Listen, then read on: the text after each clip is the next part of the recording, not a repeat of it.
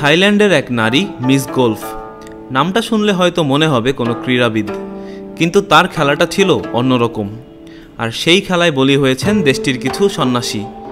Miss গলফের বিরুদ্ধে অভিযোগ, তিনি সন্ন্যাসীদের সঙ্গে অন্তরঙ্গ সম্পর্ক করেন।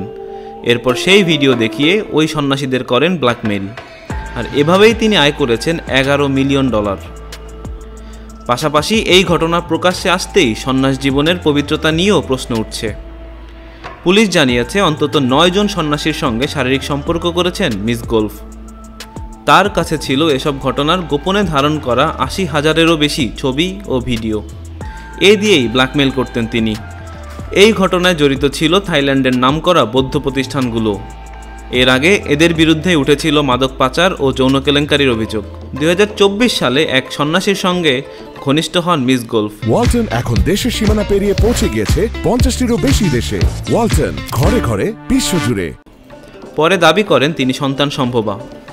এরপর সেই সন্ন্যাসীর কাছ থেকে সন্তান পালনের খরচ বাবদ দাবি করেন 70 লাখ বাত। অনেক সন্ন্যাসীরাই ভয় আর লজ্জার কারণে তাকে অর্থ দিয়ে গেছেন। সেই অর্থে মিস গলফ আবার অনলাইনে জুয়া খেলতেন। তার বিরুদ্ধে আছে অর্থ আত্মসাৎ ও চাঁদাবাজির একাধিক মামলা। এই ঘটনার পর থাই সংঘের পক্ষ থেকে বলা হয়েছে সন্ন্যাসীদের আচরণবিধি পর্যালোচনার জন্য একটি বিশেষ কমিটি গঠন করা হবে। উল্লেখ্য, থাইল্যান্ডের 90% মানুষ বৌদ্ধ। সেখানে ধর্মীয়ভাবে সন্ন্যাসীরা সমাজে সর্বোচ্চ সম্মান পেয়ে থাকেন।